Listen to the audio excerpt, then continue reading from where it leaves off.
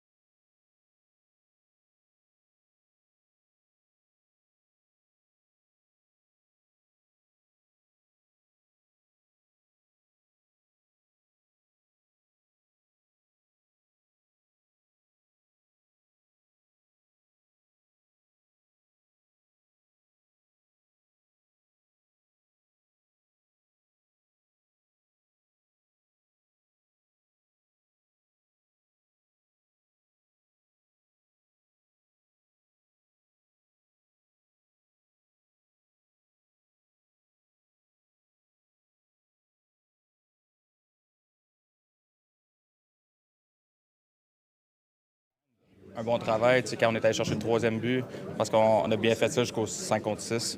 Je pense que c'est juste ça, mais je pense qu'en acte, c'était un pas vers l'avant avec comment on a géré notre fin de game. En parlez-vous, j'imagine que vous en parlez, mais pratiquez-vous un peu le 5 contre 6? On ne l'a pas vu sur la glace, j'imagine que c'est surtout des vidéos. Ouais, vidéo beaucoup. Morning Skate, c'est plutôt de pratiquer ça, mais ouais, non, c'est vrai. Mais j'imagine que ça va être quelque chose qu'on va discuter, mais on en passe ça. beaucoup en dehors de la glace. Est-ce que vous avez fait un câlin collectif à Dobie jeudi soir?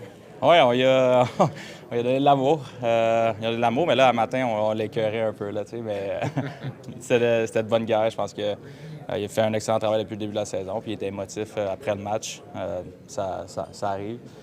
Mais oui, je pense qu'il est correct. Là, Sais-tu aussi la nature de la position qui est dure à jouer, gardien de but?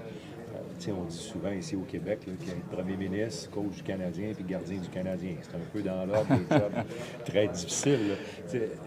Ça va-tu avec les attentes qu'il y a dans cette position-là? Je pense que oui, mais je pense que ça provient beaucoup de lui aussi. Je pense qu'il y a des très grosses attentes envers lui, puis il voulait aller chercher le match pour garder sa fiche parfaite. Je pense qu'il était déçu de ça, mais honnêtement, j'ai trouvé qu'il a fait un bon match. Il a gaulé, très bien gaulé, il se battait, il n'était jamais sorti il était jamais sorti du jeu. Fait que ça arrive. As-tu vu, un de mes collègues posait la question tantôt, mais as-tu vu des trucs comme ça en dehors de la glace, sans les caméras, sans les médias? As-tu déjà vu des gars réagir aussi émotivement, mais les caméras n'y étaient pas? Est-ce que c'est des choses que tu vois dans ton sport depuis que tu joues? Oui, c'est déjà arrivé. Au début de la saison, comme ça, c'est plutôt rare, honnêtement. C'est souvent lié à des circonstances externes. Des gars qui passent à travers des choses plus difficiles, puis c'est un match émotif. Tu vas voir ça. Évidemment, les fins de saison, quand c'est des gros matchs importants. J'étais un peu surpris de voir Dopé, mais c'est bien correct. Il a vécu ses émotions, puis c'est ça. Tout le monde était là pour lui le jeudi, puis là, comme je disais plus tôt, on était là pour lui aujourd'hui aussi. C'est plaisir. Je veux une petite question de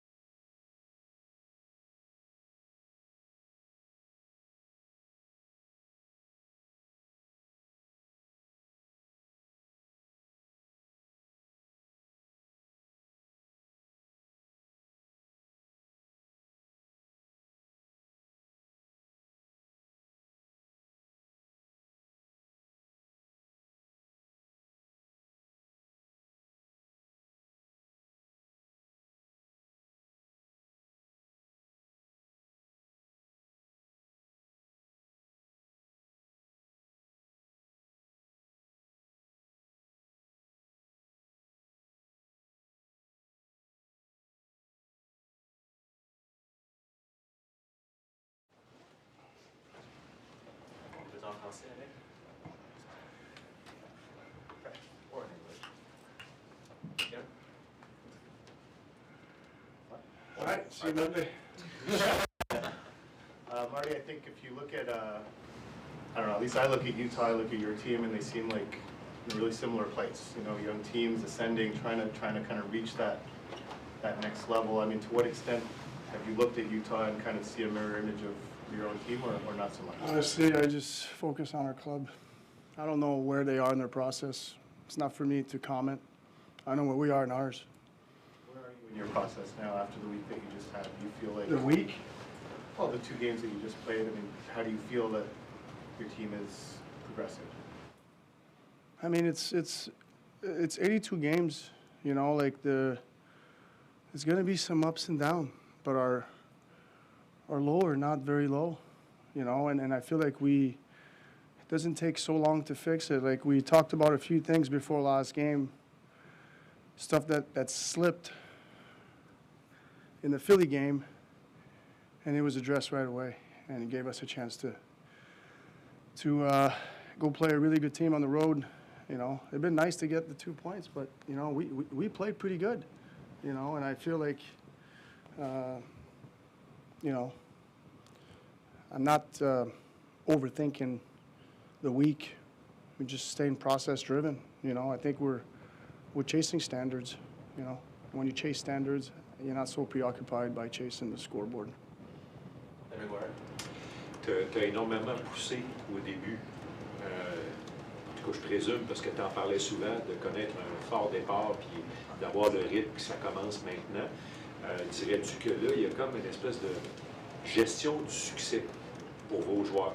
Pas juste les X, les O puis l'exécution, mais juste la gestion du succès.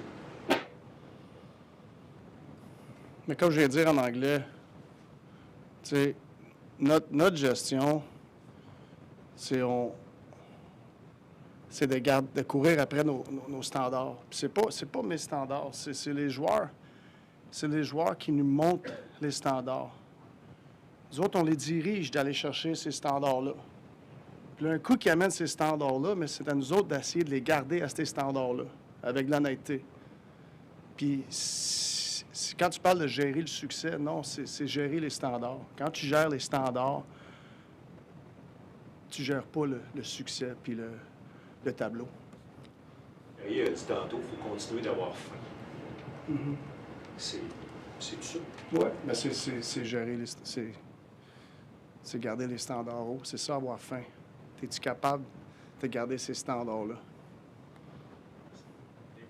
Et Guillaume Lepage? Peut-être juste pour conclure le chapitre de jeudi, as-tu fait une caresse à Doubi, puis comment il va? Il va bien. Place. Ouais. Guillaume? Martin, Zach Bolduc a connu un gros début de saison, ça allait bien offensivement dernièrement, peut-être un peu plus tranquille, un peu moins de temps de jeu. C'est quoi le défi pour lui à ce stade-ci de la saison? Ben, c'est de continuer à, comme je l'explique, c'est de courir après les standards élevés. Quand tu fais ça, collectivement, peut-être l'équipe à s'aide, mais ça part individuellement. Fait que si tu veux juste produire, là, tu focuses sur le résultat. Mais si tu focuses sur continuer à élever tes standards, la constance et tout, le reste va prendre soin de lui-même. Puis, je peux faire une meilleure job à gérer les temps de glace. Je te dis, c'est la première fois que je coach une équipe aussi profonde. Et puis, il faut que je fasse une meilleure job pour certains joueurs comme entraîneur à gérer. Comment qu'on roule et tout. Puis des fois, je me fais pogner entre des match-ups, puis le rythme, puis la définition qui arrive. Mais comme entraîneur, je peux aider, je peux faire une meilleure job, puis je travaille là-dessus. Stéphane Leroux? Ah, va être correct. Merci. Victor? J'ai répondu? Pas mal. Roger Grillo today. I'm just wondering what you can say about him and what Roger's brought to this organization since he's come here and what he continues to do. Yeah, no, Roger's obviously he's been a great resource, and you know I've used Roger my whole life, and to have him on the day-to-day, it's been it's been big, you know. And obviously he took some time away for obvious reason. And now there's a plan in front of him. We're glad to have him here for the time being, but I think he's going to be in and out a little bit. But we're thinking of him. You know, when stuff like that is real, sometimes it hits closer. I've gone through it with my dad, now one of my best friends, and it's, you know, you're there to support him, and it's just part of life. Last question, follow up from Marvin. I was actually going to ask that, but I just want to follow up on the ice time thing. You know, how difficult is it in real time to get away from any other factors that you're trying to manage, the matchups, et cetera, and know that you have a young player that you want to get? Like, what is the challenge in that for you when you haven't had to deal with that to date? Well, I think the biggest challenge is, you know, it'd be much easier if the game was played 5-on-5 for 60 minutes. You know, the biggest challenge comes when there's, you know, PK, power play, like, you know, like the special team kind of breaks the rhythm a little bit. And now you get caught in trying to get back in your lines, not lose guys, who's on the ice on the other team. It's a juggling a little bit, but I feel like it's something that I'm striving to get better at. And I feel the deeper your team, the harder it is, and so to speak. Historically, guys that play on the fourth line, you know, they played 6-7 minutes. You can give other guys, but the league is kind of, you know, the league is not there anymore. And obviously, as deep of a group as we have right now, I have to allocate ice time. And, you know, obviously merit is always going to be part of it, but I feel like I've probably, some guys deserve probably a little more. And I got to find ways to do that, you know, but also still trying to win a game and manage matchup and stuff. So it's something I feel that I'm going to keep learning this year, and I feel it's the first year I really have this kind of situation that I think I'm going to keep learning on the fly. Martin, au fil des années, y a-t-il des moments dans ta vie de joueur de hockey, puis peut-être dans ton début de vie de coach aussi, où tu as appris à pas nécessairement être trop dur avec toi pour amplifier une situation qui peut passer vite dans le paysage? Est-ce que tu as appris ça, toi, dans ta vie de joueur de hockey, à pas trop t'auto-flageller quand il arrive un mauvais match, une mauvaise décision? Ouais,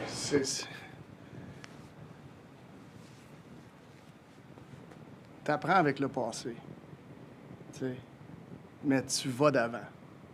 Tu sais, fait que moi, je vis pas dans le passé, mais j'apprends avec le passé, puis j'essaie de contrôler qu'est-ce que je peux contrôler. Tu sais, puis la meilleure façon que tu vas apprendre avec le passé, c'est de vraiment avoir une réflexion honnête envers toi.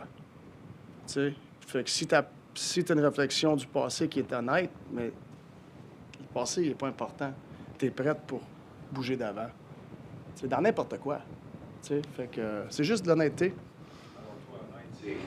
C'est pas aller trop bas quand c'est négatif, et pas aller trop haut quand c'est positif. C'est l'idéal, ça. Tu sais, mais il y a toujours des émotions, des fois. Mais es-tu capable d'être rationnel quand c'est le temps de bouger d'avant ou tu es encore pogné avec tes émotions? Tu sais, fait que c'est de contrôler ce que tu peux. Des fois, mais c'est tes émotions, il faut que tu contrôles. OK, merci. Merci tout le monde.